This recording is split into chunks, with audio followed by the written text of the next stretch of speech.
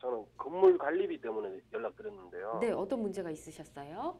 예, 제가 한 10년, 지은 지 한 10년 넘은 빌라 건물을 한 4년 전에 매입을 했습니다. 네, 5층짜리 빌라고요. 한 예, 4동 정도 되거든요. 네, 그 전체 한 40가구 정도 됩니다. 예, 근데 제가 그 빌라 제일 위층에 살고 있거든요. 네. 꼭대기층.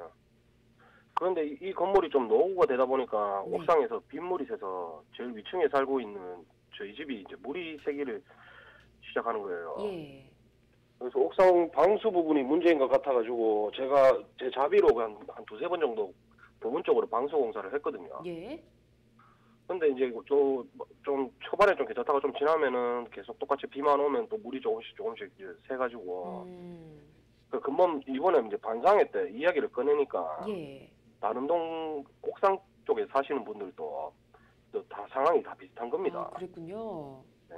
예, 그래서 지금까지 관리비 낸 걸로 이제 전체 방수 공사를 하자고 제가 이렇게 사람들하고 안건을 냈거든요. 네, 그랬더니 이제 저희 이제 그 빌라 이제 그 세입자 대표하는 사람이 예, 옥상 쪽 사는 사람들만 물이 새는 거지 나머지 집은 멀쩡하다고 어, 방수하는 거에 관리비를 쓸 수 없다고 예, 또 그만큼 돈도 없다고 하는 거예요. 예, 세입자들이 저희는 한 달에 한 번씩 한 3만 5천 원 정도 관리비를 내거든요. 네, 근데 그걸 이 세입자 대표가 계속 처음부터 계속 맡아왔대요. 근데 그 관리비로 방수도 못한다, 돈도 없다, 예. 뭐 이러니까 뭐 좀 황당하기도 하고. 어, 그래서 제가 지금까지 모인 관리비 금액하고 사용 내역하고 보여달라고 했다니까 네, 그 관리하는 대표가 펄쩍펄쩍 뛰면서 뭐 못 보여주겠다고 하는 거예요. 보여주지 않겠다고 했군요. 예, 그래서 예. 제가 뭐 아니 건물 주인인데 관리비 내역을 왜 안 보여주냐. 그러게요. 세입자 대표는 또 왜 관리비로 방송사를 왜 못하냐. 예, 그럼 이때까지 썼는 뭐 지출 내역이랑 뭐 지금 있는 돈이랑 무조건 좀 저는 보고 싶다. 네, 보고 뭐 이게 만약에 뭐 허튼 데 쓴 거나 뭐 개인적으로 돈을 뭐 썼으면 이거 뭐 처벌이 가능한 건지 아니면은 이거 뭐 관리비로 원래 이게 내는 돈으로 이제 전체 방수공사 하는데 돈을 쓰자는 게 잘못된 네. 건지 네. 그런 거 좀 알고 싶어서 알겠습니다. 전화드렸거든요. 자, 우선 하나씩 좀 풀어보도록 할게요. 먼저 세입자들의 관리비를 대표에서 관리하고 있는 분이 이 통장 내역을 보여주지 않는다고 하는데 좀 이해하기 힘든 부분인데 이 부분 어떻게 확인할 수 있을지 김 변호사님 어떻게 보십니까? 아, 예, 안녕하세요. 저 김수환 변호사라고 합니다. 네, 안녕하십니까. 아, 예, 제가 몇 가지 좀 여쭤보고 싶은 게 있어요. 네. 일단은 지금 5층짜리 빌라 4동이라고 하셨는데 네네. 지금 그 빌라가 다 각각 지금 집합 건물로 등기가 돼 있는 건물인가요? 네네. 그러면 그 4동을 전부 다 사신 거예요? 아니죠. 저는 이제 네 동을 전부 다 산 게 아니고 네네네.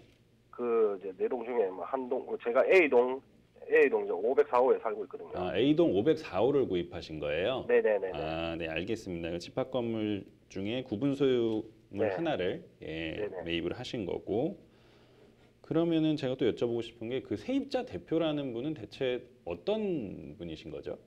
꼭 같은 이제 건물 그 저희 1층 쪽에 살고 계시는 분이거든요. 그분은 뭐 구분 소유자신가요? 아니면 그냥 임차인이신가요? 네네. 그 건물을 소유하고 계신 분이에요? 아니면 그냥 임대차를 하고 계신 분이에요? 건물 그 소유하고 계신 분이에요. 아, 한 채 정도. 그러니까 네네. 그 지금 뭐 저기 선생님이랑 비슷한 입장이신 분이시네요. 네네, 맞습니다. 예, 예. 알겠습니다. 예, 제가 일단 말씀을 드리자면 이제 네. 그 빌라 같은 이제 집합 건물의 경우에는 집합 건물의 소유 및 관리에 관한 법률이라는 법률이 있습니다. 네. 그리고 그 지금 말씀하시는 옥상 부분 같은 경우에는 네네. 공용 부분이라고 해요. 그래서 이제 네. 집합 건물에는 전유 부분과 공용 부분이 있습니다. 그래서 전유 부분은 선생님께서 지금 살고 계시는 그 뭐 504호 같은 그 부분 이제 선생님이 독점적으로 네. 사용하실 수 있는 그 부분이고 나머지 뭐 계단이나 옥상이나 현관이나 이런 부분들을 공용 부분이라고 해요. 예, 그 공용 부분은 집합 건물에 이제 그 결국에는 빌라 한 동이라고 하셨는데 지금 뭐 그냥 A동이라고 제가 그냥 하겠습니다. 그러면은 A동에 있는 모든 소유자분들이 공유하시는 거예요.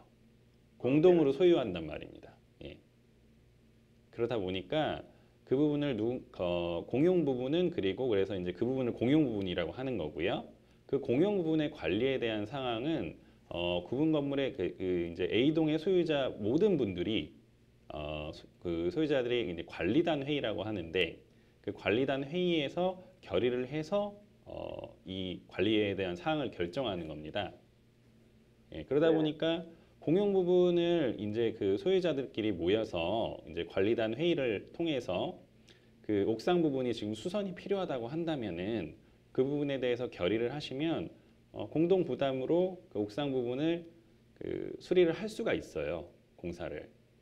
근데 이제 여기서 뭐 여쭤보고 싶으신 거는 이제 많으실 텐데 일단은 이거를 전제로 하고 지금 그 세입자 대표라는 분은 무슨 근거로 관리비를 걷고 계신지 모르겠지만 관리단이라는 거는 뭐가 누가 결성해야 되는 게 아니고 그 집합 건물의 모든 소유자들, 그러니까 뭐 A동에 뭐 501호 있고 502호 있고 101호 있고 하면은 모든 소유자들을 구성원으로 해서 그냥 자연 발생적으로 형성이 돼요. 집합 건물이 생성이 되면. 네. 그러니까 지금 선생님도 관리단의 일원이신 거예요. 네. 예. 그러니까 이 관리단의 일원으로서 그런 관리단 집회를 할 수 있고 요구할 수 있고 사실 뭐 관리인이라는 게 또 선임이 되기도 합니다. 근데 관리인의 선임은 필수는 아니에요. 근데 네.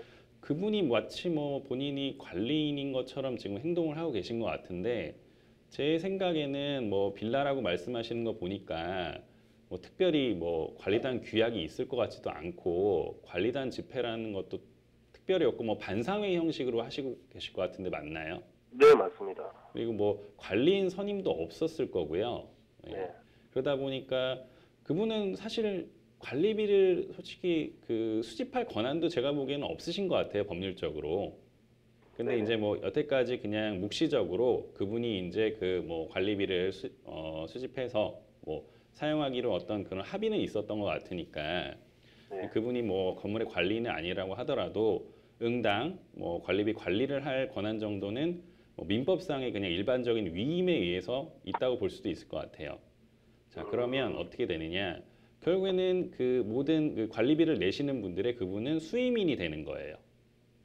마치 변호사와 의뢰인의 관계에서 그분은 변호사 같은 관계가 되는 거죠. 네. 그러면 위임을 하신 이제 선생님을 포함한 다른 관리단원들은 당연히 그분에게 위임 사무 처리에 대한 보고를 하라고 요구할 수 있습니다. 그 위임 사무 처리에 대한 보고를 하라고 요구할 수 있고 그 관리비가 어떻게 사용되었는지 내역을 뭐 등본을 뭐 작성을 하던 보고서를 작성을 하던 아니면 계좌 내역을 보여주던 해서 지금 위임인들에게 알려야 할 의무가 있는 거예요, 그분은. 그리고 위임인들은 그분에게 요구할 권리가 있고요. 근데 이런 권리를 행사하셔서 그분에게 요청을 하시고 그분이 뭐 받아들이지 않는다면 결국에는 민사소송을 통해서 그런 보고나 열람을 청구하실 수가 있습니다. 네. 지금 보여주지 않고 있는 그 내역에 대해서는 이런 내용을 진행을 해서 보실 수가 있을 것 같습니다. 자, 네. 시청자님 또 궁금하신 점 있으신가요? 네, 이게 관리비로 걷었던 그 부분에 예.